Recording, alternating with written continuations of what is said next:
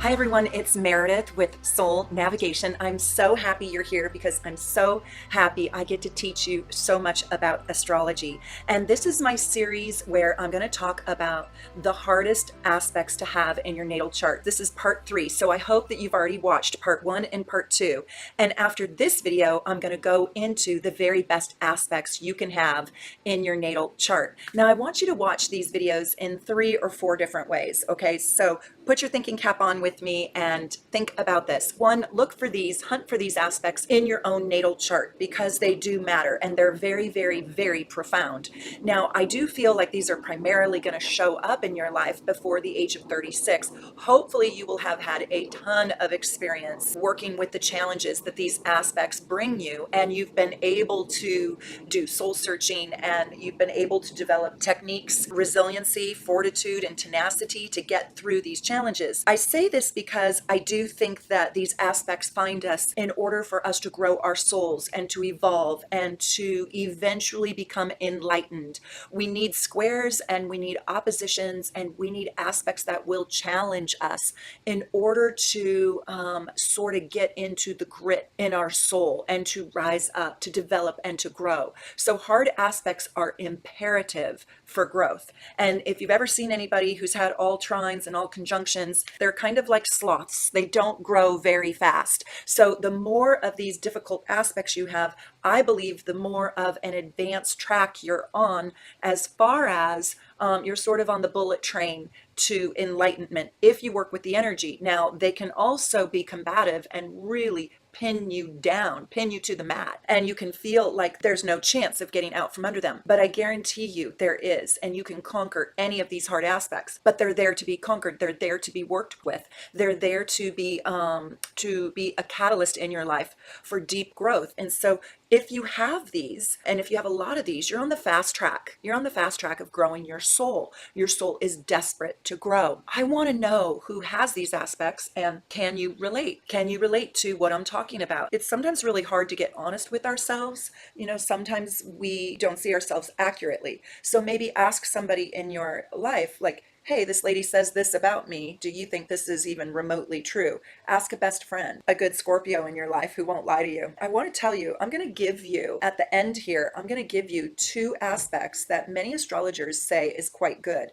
And I will tell you, over the readings I've done in the past 23 years, I mean, I've given like over 300,000 readings. I've seen these be very problematic and troublesome, and I think they're quite surprising because they involve benefics.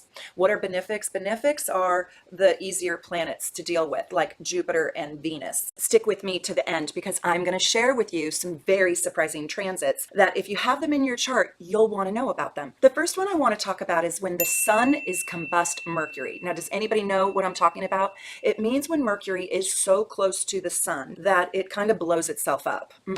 Where Mercury gets very, very close to the sun, and it doesn't take that long. Mercury travels really, really fast. So a lot of people will actually have this. And combust means that Mercury is within 5 degrees of the sun, either before or after. But in truth, I don't know if I would really consider this strong at 5 degrees. So I would consider this strong when it is exactly on the sun, when it is 1 degree, either in front or behind, 2 degrees or 3 degrees. That's when it's like, whoa, like really troublesome. At 5 degrees, it's starting to dissipate, but I would still feel like there's a little bit of this energy that takes place. Now, what happens and why is this difficult? It is very hard for these people to detach and become objective. There is oftentimes a self-righteousness where what they believe is emphatically true, so much so that they can even be cult-like in their self-righteousness, where they become so myopic and so self-absorbed in their own perspective. They also kind of feel like everything relates back to them. If I'm giving an example, they can easily take offense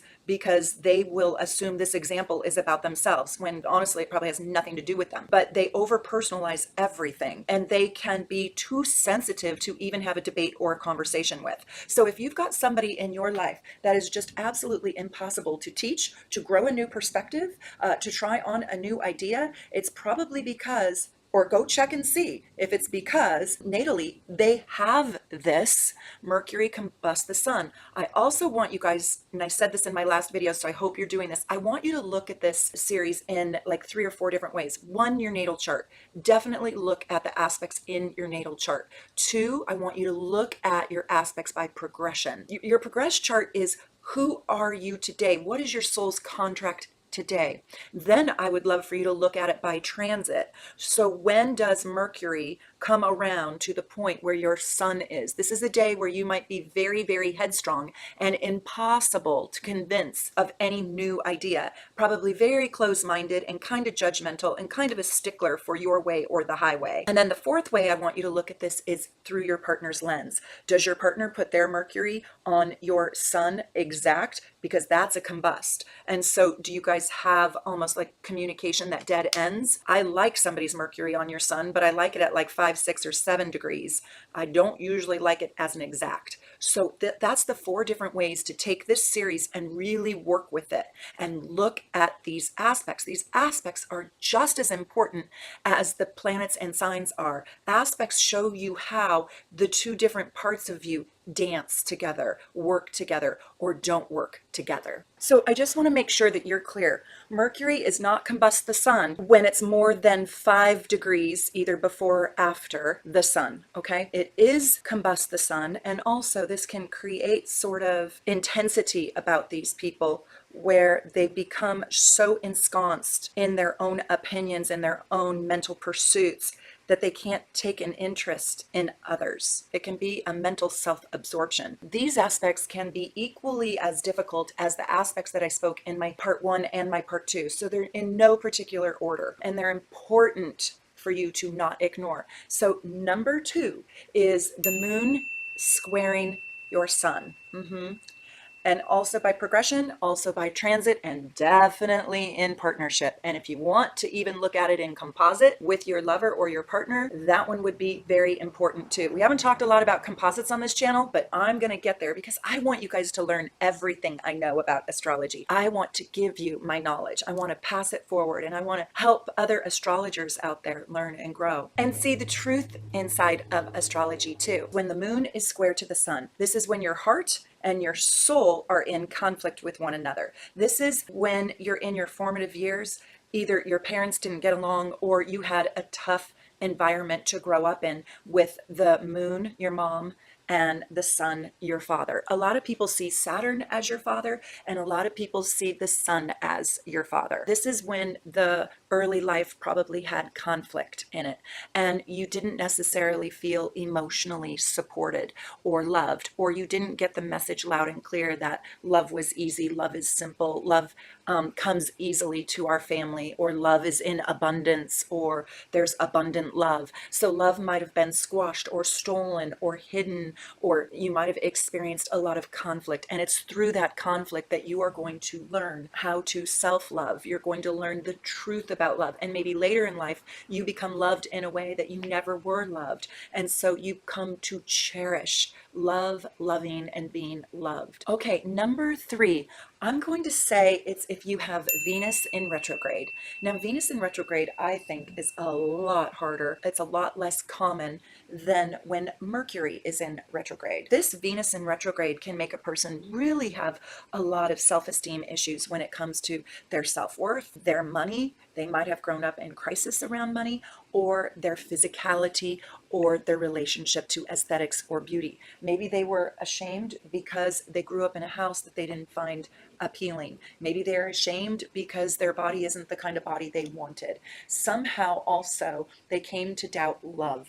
They came to learn that love was complicated, love was conditional, or they might have even felt like they weren't really worth being loved. Now, I'm not saying that that's true, and I'm not saying they can't overcome that, but that's the psychological kind of game that they have going on internally. So if you've got this aspect, would you leave a comment below for other people and let me know, was love hard for you? Was love, or is love, elusive, hard to have, hard to hold on to, hard to find, hard to capture, and hard to stay interested in? Or does it always seem to escape you, find others but escape you? I just want you to know it doesn't have to be a forever thing.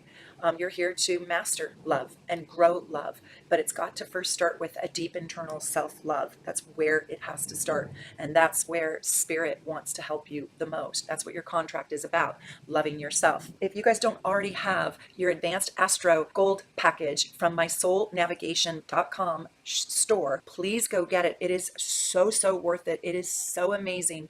And you get 2 giant juicy reports. The first report you get is you get your progress chart. If you don't know where your progress planets are, oh, I'm going to cry, because you have to know where your progressed planets are so you can understand your relationship to the world right now.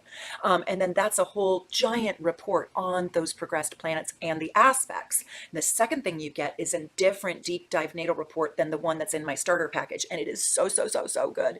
It is just like gold. That's why I called it my advanced Astro Gold package. And it's going to show you a different slice of the pie, because it's going to show you all of your rulers by the house. So every house in your chart is ruled by a different planet. And so you're going to get to learn about yourself in the best way. So it's just deep. I don't want to go on too much about it, but go down into the notes section and I tell you how you can buy one. You'll love it. You'll absolutely love it. It is worth every penny. This is my number 4. If you have no fire in your chart, I feel like this is very painful. I will tell you, this is probably not as hard as if you don't have any water in your chart. That's probably like really hard. And this is pretty darn hard, because this is passion. This is force. This is like your joie de vivre. This is your fire. This is your energy. This is like what makes people have oomph in their life. This is the sparkle in your life. This is your optimism. This is where you'll find something worth fighting for. This is where you'll have joy, passion, passionate love is found from. You know, this is Leo and Aries and Sagittarius in your chart. And so if you have empty 1st, 5th, and 9th houses and you have no fire, oh my gosh, please, if that is you, please do me a favor and write your story in my comments. Please let everyone know, what is that like? Is your life just so steady, just kind of like hums at a steady rate? What is it like not having any fire houses or being void of fire? I can imagine that this would be hard, because fire is also, it's your joie de vivre, but it's your zest, your razzle dazzle, your pizzazz. This is where you get charm. This is where you light up the world, and you light up. This is your self-confidence. This is your guts. This is your glory. You know, if you don't have any fire in your chart, I'm just wondering, what do you do with yourself? And do you have a deeply introverted and maybe self-contained life? What do you do with yourself? Fire is also our creativity, and it's where we have our high voltage power, right? So where do you draw your power from? Where do you get your passion from? If you have no fire, or if you have no planets in the fire houses. So if you don't have planets in the fire houses, but you have fire in your chart, okay, that's good. That's not being, devoid of any fire. But if you have no planets in the fire houses, the 1st, the 5th, and the 9th, and you have no fire sign planets, well, now I am telling you, you need a reading. Go to soulnavigation.com. Click on book a reading and pick anyone from Team Soul Navigation and get a reading. All of you should. My readers are handpicked. They're amazing. They live all around the world. They will blow your mind. Their accuracy is out of this world. And if you don't know which reader to choose, just send me an email to soulnavigation1111@gmail.com and I'll help you pick the best reader for you. They're all just so amazing. Number 5, I would say, is when you have your Venus conjunct Chiron. So Chiron is our wound. It is the wounded healer. It is also where we will heal ourselves, where we want to be healed, and it is how we heal. But it is also where we have been wounded and how we have been wounded. And if Venus sits on Chiron, there seems to be a feeling of like endless pain around love. It seems like these people get involved with love relationships that will hurt them, betray them, harm them. We have to look at the house that it's in to see the type of person and what sign it is in also. So if you have Venus conjunct Chiron, let me know. I do believe these people have also come to heal through love. And in the end, love will win at all costs, but not before these people have touched a stove that's too hot, metaphorically speaking. Venus conjunct Chiron, these people felt like maybe they were thrown in the trash, or they weren't worth it. They weren't worth being loved, or they loved somebody who didn't love them right. They loved somebody who loved them inappropriately or hurt them. And love became very confusing because love was associated with pain. So if you catch my drift, somebody who is supposed to love you maybe platonically instead loves you differently than that. Or somebody who is supposed to have decent boundaries and violates those boundaries with you. And you get confused because this person is supposed to be your authority or your parent or the person who's supposed to take care of you. This could be a boyfriend or an experience where the other person doesn't hear no thank you, right? So you could be involved with people that violate your boundaries. This can be very, very painful, and this can take a lot of time to sort out and to work out because Venus conjunct Chiron people can be manipulated. They're tender because they also know that this is the way that they're supposed to heal. And so it's mind boggling, it's baffling, very confusing. It kind of goes like this, like love has two faces and you don't know what to believe. So if you have this aspect, share your story with us if you wouldn't mind, because people really, I want to build a community here and I want people to learn from you too and learn from your experiences. And can you agree with this? Let me know. Okay, number 6, I would also say Venus square Chiron for that last aspect, okay? Not the opposition quite as much. The square, I would like to include in that. So conjunct or square. Chiron conjunct or square to the moon is equally hard, because this tells me that these people were hurt or wounded or abandoned or suffered at the hands of their mother or their mother figure in their life. It could have been their grandmother, it could have been their aunt, it could have been their older sister. Their female influence in their life hurt them. And there's a lot of pain, alienation, and suffering. And sometimes when you have mother pain, that's really great like that, you become estranged. So this could be the estranged mom. They might have felt like their mom had to detach from them or disconnect from them, maybe even early on, where maybe she suffered from postpartum and her kid didn't latch onto her. This can also be when a person finds that their feminine energy has been stifled, stunted, they're not in touch with their femininity or the feminine, the yin aspects of their life. These people can be so in touch with the pain and the suffering inside of themselves. They have sort of a negative lens and a distrust around other women, or a distrust around getting emotionally close, a distrust around becoming dependent on others in fear of those people who they become dependent on or fall in love with are going to emotionally traumatize them, hurt them. Can you hear the kids in the neighborhood? There's a lot of emotional pain with this aspect that the person is going to have to work through so they can have healthy relationships. Can you relate to this? If you have this, I'm just sending you out so much love. You know, these people might not even be aware of the fact that they have a distrust for women, or they have a distrust for women that remind them of their mom. And they might even reject relationships because they don't want to even set themselves up for a chance of becoming traumatized again, abandoned, hurt, detached, rejected, all of that. That's the very thing they're supposed to do. They are supposed to learn how to do the art of intimacy and get close again. Okay, this one is interesting. This one is when Mercury is in hard aspect square primarily to Uranus.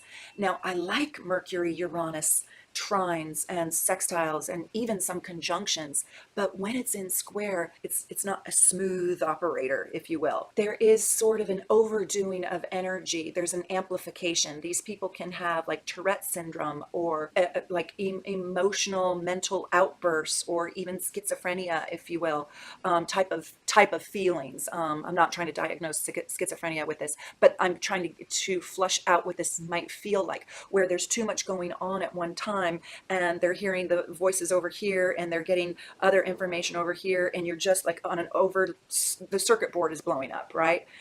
Just imagine the whole motherboard just like lighting off and trying to process all this information. Now this can create kind of a madness genius type of aspect. This can, you know, Mercury Uranus is like so freakishly brilliant, but when it's in square, it short circuits sometimes. And so these people need gobs and gobs of meditation and downtime, alone time. They need to check out. This is somebody who could get so addicted to video games and shooting people up and great multitaskers that they become frenetic, they become agitated, high anxiety, and also even like hypochondria or like fear of like even being able to fly on a plane, maybe having to get addicted to Xanax or some sort of tranquilizer in order to get calm again. This is sort of like these people can be really easily agitated by small noises, but I have a couple clients that painfully suffer from this, and it's really real. Like they can't handle the way the people at their dinner table chew, and it's just like, ah, you know, it just drives them nuts. I forget what that's called. Somebody will remind me in the notes. These people really need soothing sounds. They need tranquility in their life, and that's how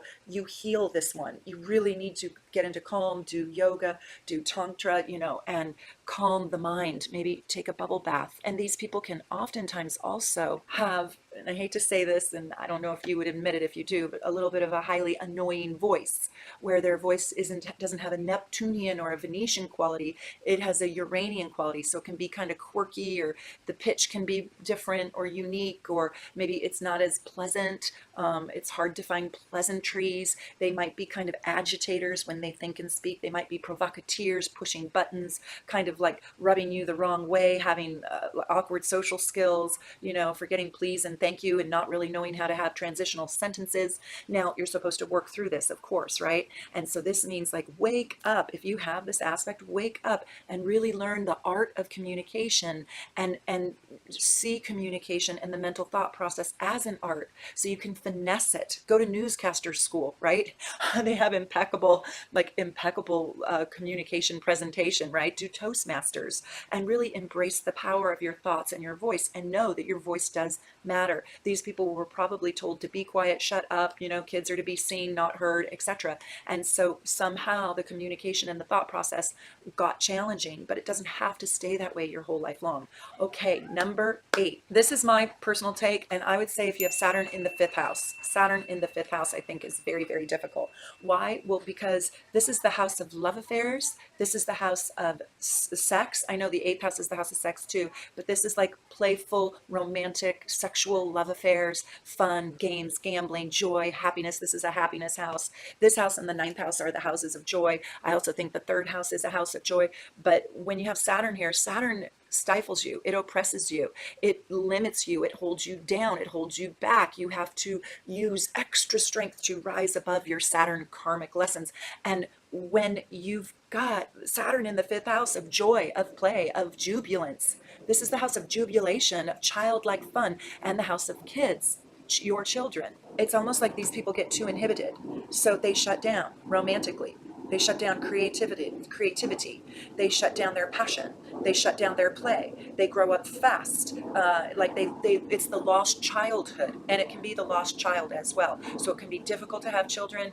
You might have to try harder to have children if you have this aspect. Your children might leave you. You might go through adoption. You might be adopted. With this placement, though, you have this inhibition, and you have this stunted or stifled wall, if you will, around, and maybe even pain around just being playful. You know, these people, I rarely see them put their hands above their shoulders unless they're lifting something, and not even basketball. These people like are really kind of down here in their energy, and so they have a fear of really letting go. You know, like when you're a teenager, you know how you feel awkward, and like you want to raise your hand in a classroom but you don't, because you don't want to be a fool, or you want to wear some certain outfit but your friends tell you it's not cool, so you don't. You're really inhibited. That's this. And when I see this in people's charts, my heart just goes and so if Saturn is in good aspect to Venus or to the sun or to your rising sign or even the moon, it can really help. But if you have Saturn in the 5th house and then you have it square to the moon, square to the ascendant, square to the sun, square to Venus, square to Pluto, oh, ay, ay, ay. This is hard. So what's my advice for you? Play, play, and play. I don't care how stupid you feel, how stupid you look. Go out there and play and find the Peter Pan that lives inside of you. Be the butterfly, be the unicorn, right? Would you guys give me some more ideas of different videos that you would like for me to do? I'm going to do part 4, 5, and 6. I don't know if it's going to be 4, 4, 5, or 4, 5, and 6, but I'm going to do the best aspects to have in the natal chart to progress, the synastry, the composite, and by transit, because I don't want to leave you guys just on a Debbie Downer series. But after that, you can send me an email or you can write your comments below. And I would also absolutely love, love, love, love, love it if you would become a super supporter. It's only 25 cents a day, and you get your whole starter package, and you get your dynamite day, which is the most powerful day of the year for you to manifest on, and you get your horoscope personalized for your chart for the entire year. Yes. And you get all my private videos, and you get invitations to my private astrology parties, and we have so much fun. I absolutely love it, and I love you, and thank you. And don't just get your perks and leave. Please stay with me, grow with me, let me teach you, because I just am so grateful for my super supporters. And by the way, we hit 35,000 subscribers I'm so excited. Help me get to 40,000. Like my video, share my video, push it out there, please. Thank you, because the more you do that, the more people will see, and the bigger community that we can get. Number 9, and this is what I wanted you guys to wait for, because I think a lot of astrologers would say this is great, this is glorious, and it's not. It just is so hard. So this is when Jupiter is conjunct the sun. And when I say conjunct, I mean within 10 degrees. What happens with this? It creates too much. These people usually have really hard times with understanding boundaries, with understanding anything other than themselves. It can be highly narcissistic, overly optimistic to a fault, too big, too loud, too large, too drunk on life. Just think of Bacchus, right? The god of love and sex and orgies. And so you can just kill yourself with all the good things, with too much money, too much arrogance, too much gullibility. These people like get in over their head so quick, so fast, and life, it just becomes too loud, too fast, and too big. They also think about 3 things in life, and that is me, me, and me. So they're very self-absorbed. Now, at the same time, they're extraordinarily generous and they're fun to be around, but you probably like figure out who in your life has Jupiter conjunct the sun and tell me, do they exhaust you? Are they absolutely exhausting? Because these people kind of can be takers. They're givers, but they're takers too, and they will suck your energy dry. You can probably do these people for a good half hour.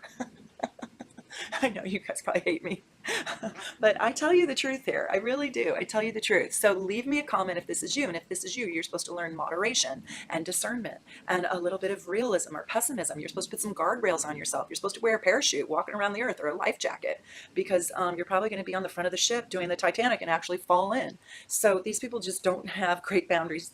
I feel like the movie Jackass, if you will forgive me, is like this Jupiter on the sun. It's like silly gutsy, and like the energy, the reason why is because Jupiter is 13,300 times the size of Earth. And when you have that gargantuan energy all crammed into just this tiny little soul, it becomes impossible to manage. Now I'm like the Oompa Loompa. I'm the blueberry girl in Willy Wonka and the Chocolate Factory that blew up and I think popped. It's like too much energy. So tell me if you have this, and if you do, I'm sending you lots of love, because I bet you somebody's told you you're too loud, you're too much, I can't deal. Get a clue, get a grip, right? Like not everybody's nice about it, but I want you to know that like I have compassion for you. I understand the feeling of being too big, too much, and eclipsing everything and everyone with your giant energy, right? You're built for a stage. Number 10.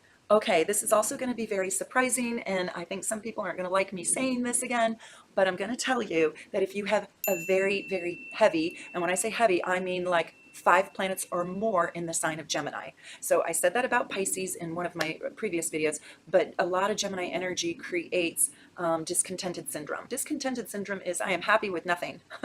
I go watch all my Gemini videos. You'll understand. It's like you tell me what you want, I deliver it on a silver platter, and then I don't really want that anymore. And so then I ask you what you want and I deliver that, and then it's like I don't really want that anymore either. So discontented syndrome is very, very painful. Also, if you've got 5 or more planets in the sign of Gemini, this is somebody who is constantly restless, can't focus, can't make a decision, has indecision. That is the biggest self-sabotager. I mean, it's painful to have this much Gemini energy. If this is you, please let me know. I've never met anybody who's had 5 planets in Gemini. I think having 3 planets in Gemini is really hard, so can't imagine what 5 is like. But if this is you, would you leave a comment and let me know, how do you deal? And you are supposed to learn how to make a decision and how to be satisfied and content, creating contentment, happiness, and joy in your life with what it is you have, rather than just always yearning for the next possibility. Okay, and here is my bonus for you guys. Okay, this is number 11. This is my big bonus. This is if you have the sun plus 3 more planets in the first house. So if you have 4 or more planets that are all in the first house, doesn't matter what sign. And it doesn't matter if your ascendant is different than the planets. It doesn't matter. Just how many planets that you got. But you have to have the sun in there too. So if you have all outer planets in the first house, it's not the same. But if your sun is there, plus you've got 3 more planets, any planets, it's kind of like that Mercury combusts the sun. It creates a myopic me, me, me, and me, and me, and me, and also me. Oh, and I forgot me. And one more thing. Me, right? That's what it creates. And I mean, you sit down and you try to have a conversation with these people with all these planets in the first house, and it's like, who are you? Who are you? I always say, you know, they're in love with the relationship. The relationship's great for them because you love them and they love them, and so it's all about them. So it's just perfect. And so it's really hard. These people are here to learn about other, and they probably, when they were young, they got the message that the world revolved around them. And they probably had enormous expectations put on them, maybe a crown on their head, or maybe they had to inherit their family's problems, or they became the leader of the pack or something. But they became large and in charge, and they have a lot of authority, and they do have a lot of authority. They know it, they think it, and they live by it. And so they are the world domination, and you're here to serve them and follow them. And if you're involved with them, you will, because they won't have it any other way. They won't be involved with you if you're going to take the power, take the limelight, take the leadership. They aren't going to be your beta. No, not even for a night. You don't even get to pick the movie. As a matter of fact, you don't get to pick what we're eating for dinner, or even, hey, you know what? You probably don't even get to pick the shoes that you're going to wear. No, I'm going to tell you what you're going to wear. Now, if you're healthy and if you have this and if you want to grow, make it be about the other. And let's pray to God you have some Libra in your chart so it can be about the other. So if you have a packed first house, first let's pray it's in Libra, because then you have a chance. At least you have a trap door you can get out of. Or let's pray that you have Libra in your chart, or you have some planets in the 7th house to help you counterbalance. So you can work through this. It's just going to take putting the focus on something other than you, your goals, your money, your body, your desires, your wants, your wishes, your future, your house, your children, your parents, your life, right? And you're going to have to learn how to put the focus on them, their dreams, their power, their money, their house, their dog, their adventures, their dreams, hopes, wishes, their body, their mind, you got it? That's why that aspect is really, really hard. I hope you guys have liked this. Look, it is a gorgeous night here in Seattle. I just love it here. This is my little sanctuary, and I love welcoming you into my home here in Seattle and learning astrology with me. Please become a super supporter. Leave me a comment below and let me know if you like this series, what you thought about it. Could you relate to it? What aspects do you have in your chart? And also, don't forget, these work by transit too, and they work by progression, and they work in synastry as well. I just absolutely adore you. Thank you, super supporters, for being here and helping facilitate these videos and making them available for everybody, because it all adds up. Anyways, thank you from the bottom of my heart. I wish you all the best from my home to yours. Take good care. Until next time, bye.